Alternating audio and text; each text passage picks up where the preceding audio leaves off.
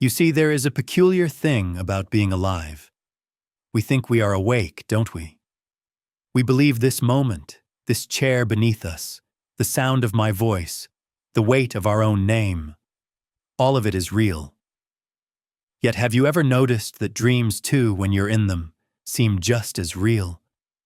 When you're running through a forest of moonlight, chased by something unnamed, your heart pounds, your breath shortens, your whole body participates. You believe it completely until you wake. And then you say, "Ah, it was only a dream." But how do you know that you have really awakened now? What if this life of bills and clocks and heartbreak, what if this is another dream, just more persistent, more consistent, with better continuity and a longer memory? The sages have whispered for ages that the dreamer and the dream are not two, that the one who imagines and the imagined world are a single movement, like the dancer and the dance.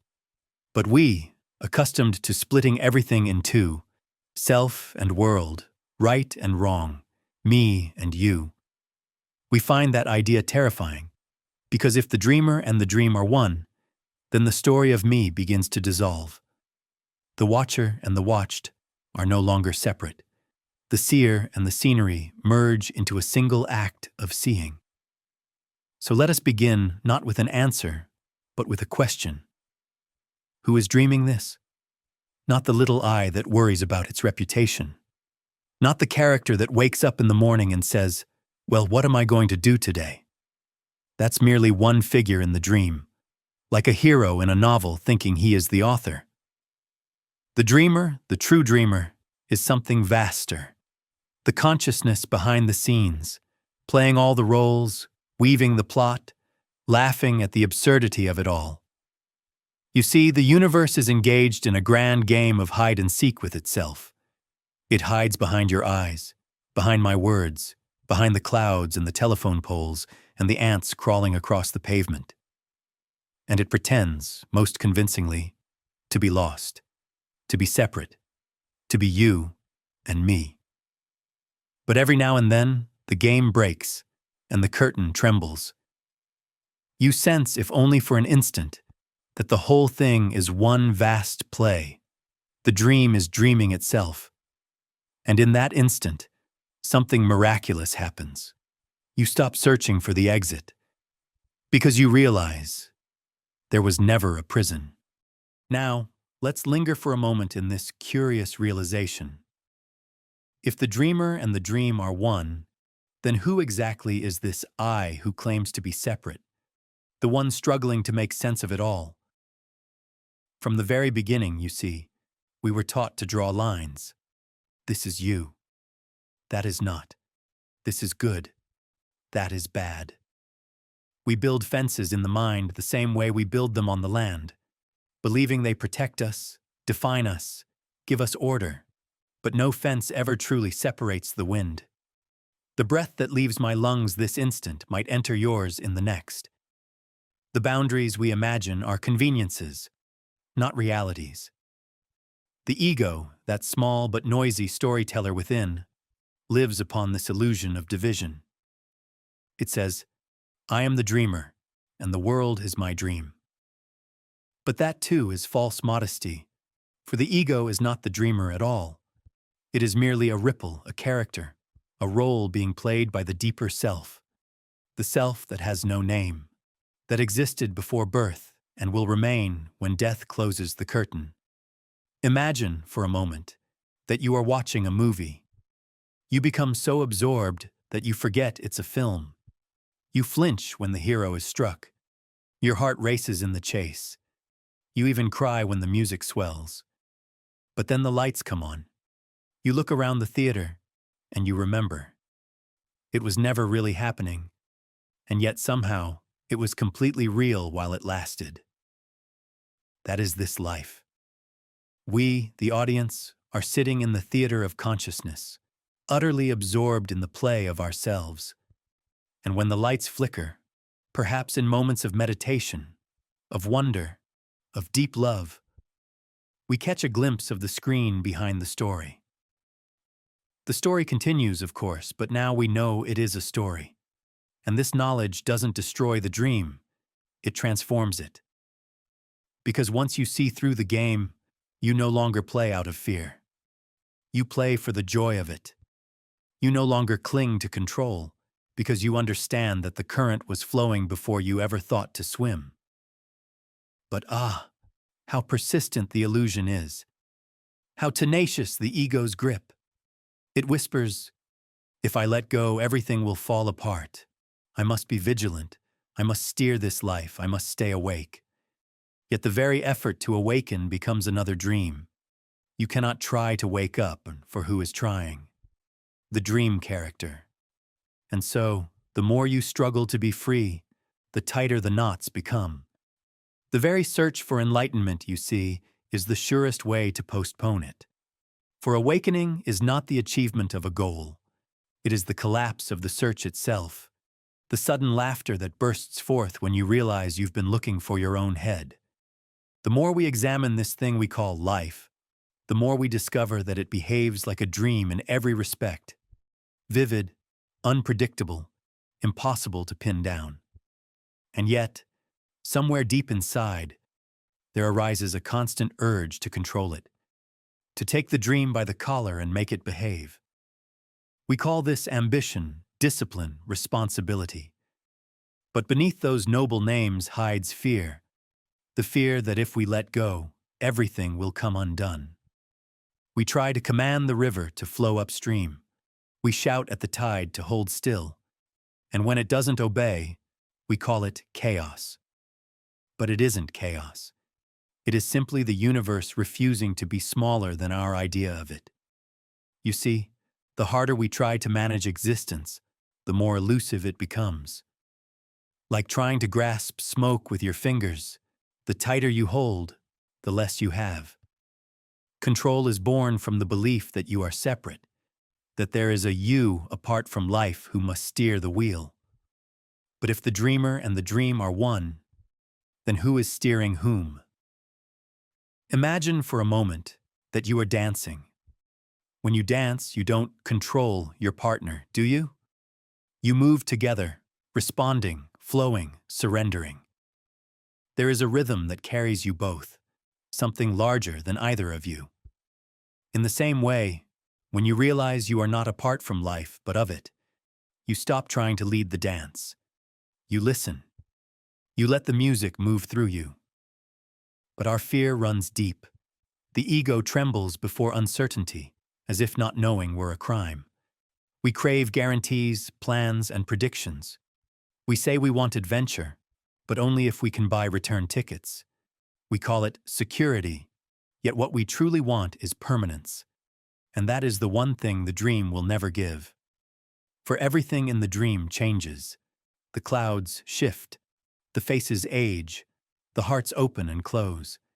And this impermanence, this shimmering instability, is not a flaw. It is the essence of beauty. You cannot cling to a sunset, yet it is because it fades that it moves you. You cannot possess love, yet it is because it passes through you that it transforms you. When you see that, you stop fighting the current. You let the dream unfold as it will. You stop dividing your experiences into should and should not, and begin to see that the entire movement, joy and sorrow, rise and fall, birth and death, is a single breath. Love, then, is not an emotion you feel toward the world. It is the recognition that there is no world apart from you to love. The dreamer looks upon the dream and whispers, "Ah, how beautiful I am." And this is not vanity. It is awakening. For the same consciousness that trembles in the leaf, burns in the sun, and beats in your chest, is the one consciousness dreaming all of it. When that is seen, fear evaporates.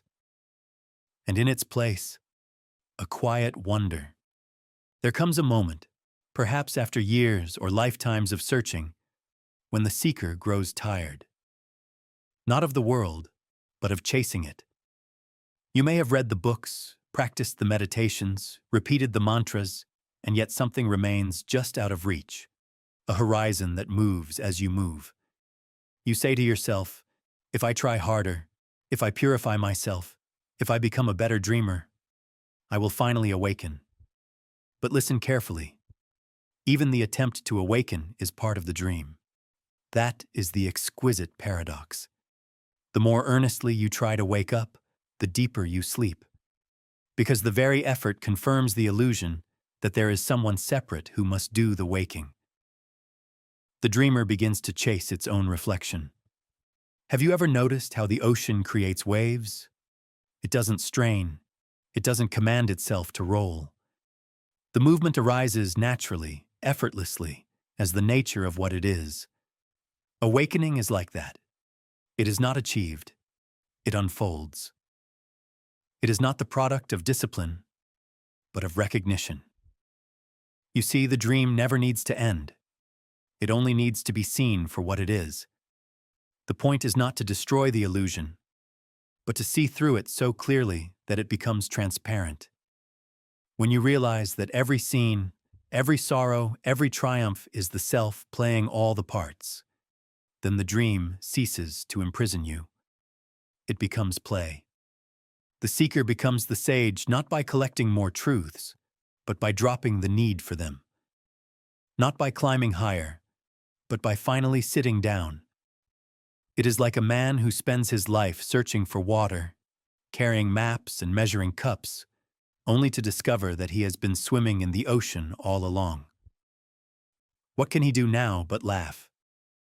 That laughter, the deep, belly-shaking laughter that bursts from nowhere, is the sound of awakening. It is the sound of the dream realizing it is dreaming. And once that laughter begins, you can never take the game quite as seriously again. You still live, love, and lose. You still plan, build, and mourn. But beneath every act runs a quiet current of peace, a knowing that none of it is separate from you. To surrender, then, is not defeat. It is participation. It is the end of resistance and the beginning of rhythm. When you stop insisting that life conform to your script, you find that life is improvising a far more beautiful play than you could ever have written. You may still ask, but if I stop seeking, won't I fall back asleep? No, because awakening was never something you could hold. It is not a possession, not a certificate, not a permanent state of mind. It is simply seeing clearly that there is no one to awaken and nowhere to go. The wave does not awaken to become the ocean. It awakens to see that it always was the ocean. And then it dances. When you begin to see through the dream, one of the first things that becomes clear, almost shockingly so, is that everything moves in pairs. Day and night. Birth and death. Pleasure and pain. Gain and loss. They are not enemies, but partners in the same dance. We have been trained to chase one half and flee from the other, haven't we? We call the bright side good and the shadow bad, and we spend our lives rearranging the furniture of the universe so that only the pleasant things remain. But the dream won't allow it. Every crest implies a trough. Every hello is already whispering goodbye. You cannot have up without down, nor front without back. To desire a world without sorrow is to wish for a coin with only one side. And yet, this is precisely what our waking dream attempts to do. We invent heaven without hell, success without failure, love without vulnerability, and then we suffer when the other side inevitably appears. But listen, opposites are not at war. They are one movement seen from two ends. Like the poles of a magnet, they define and sustain each other. Without darkness, you could not recognize light. Without sorrow, joy would have no meaning.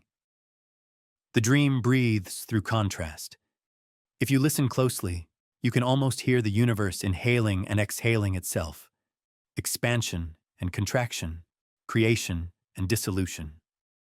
The stars are born in explosions, and the same force that gives them life ensures their collapse. To fight this rhythm is to suffocate. To move with it is to dance. We are that rhythm. We are the pulse between being and non-being, the eternal yes and no of existence.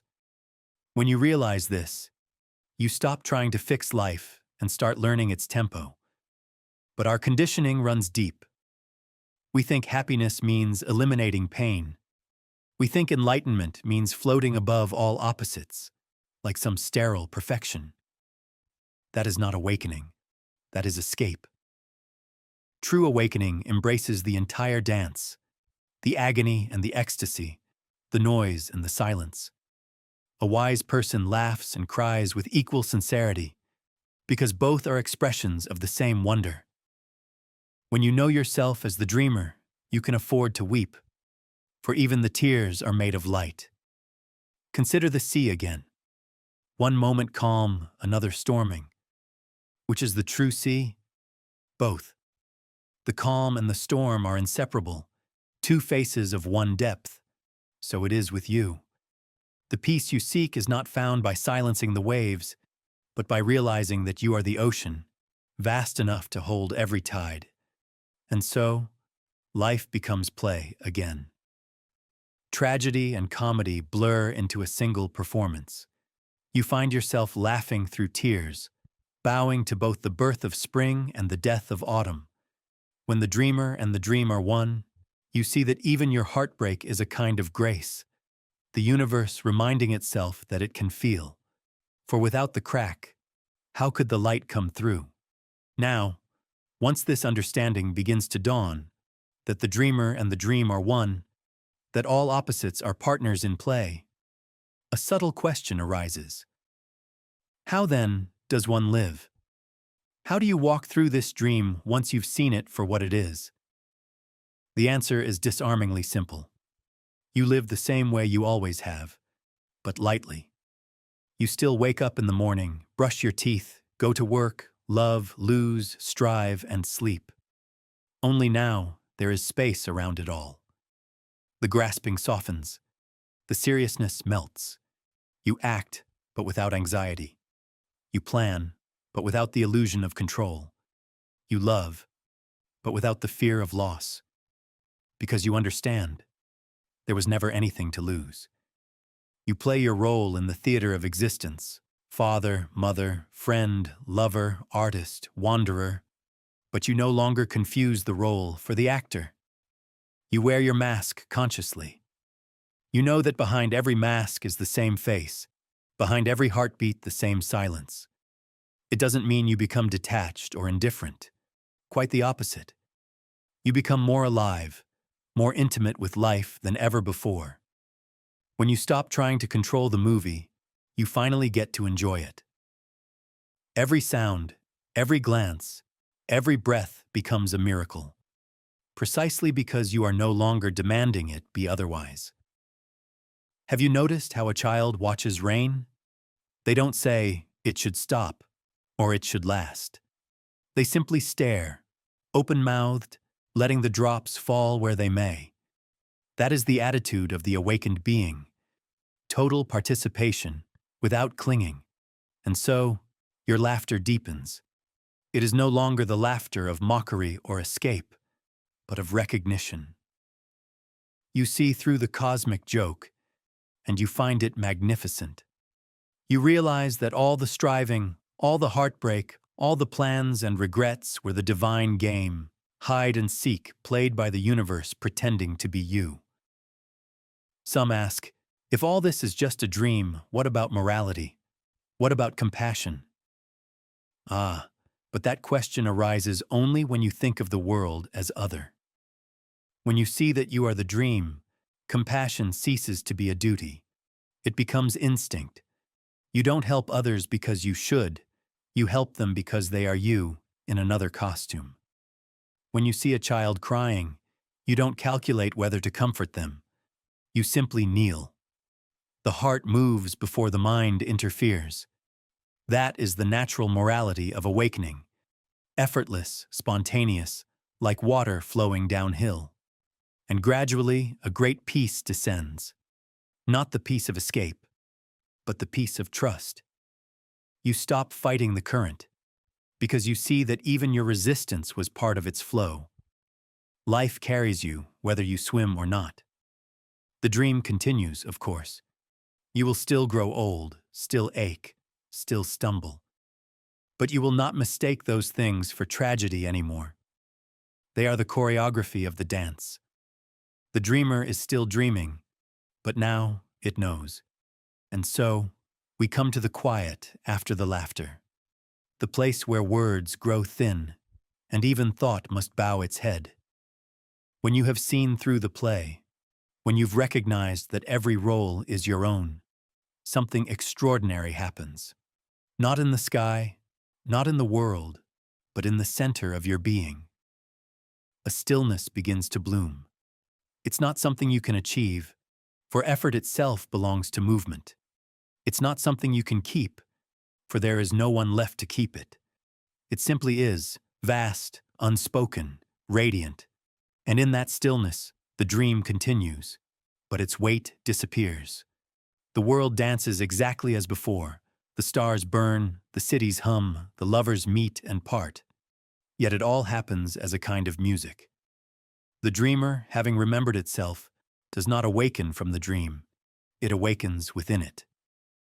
You find yourself sitting by a window, perhaps, watching the light move across the floor, and suddenly it is enough. You don't reach for anything, don't resist anything.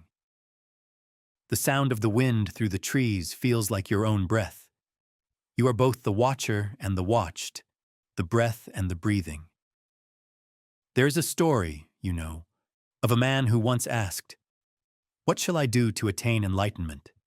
And the sage replied, "As little as you can do to make the sun rise."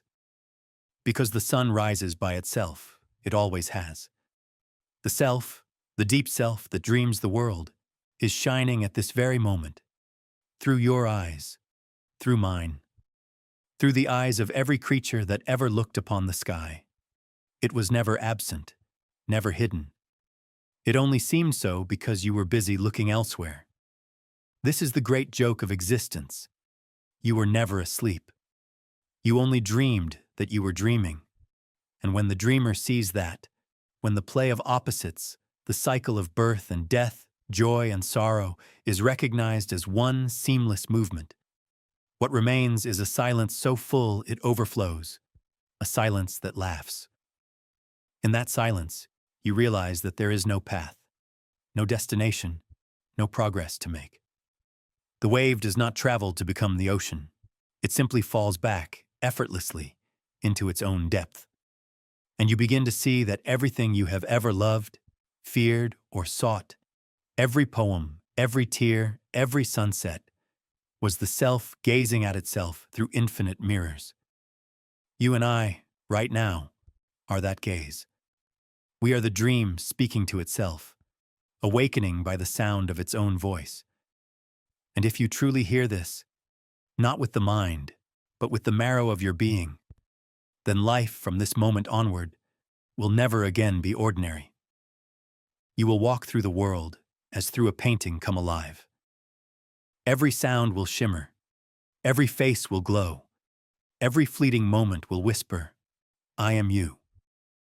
And when night falls and the dream folds itself back into sleep, you will smile, because you know that the dreamer never dies.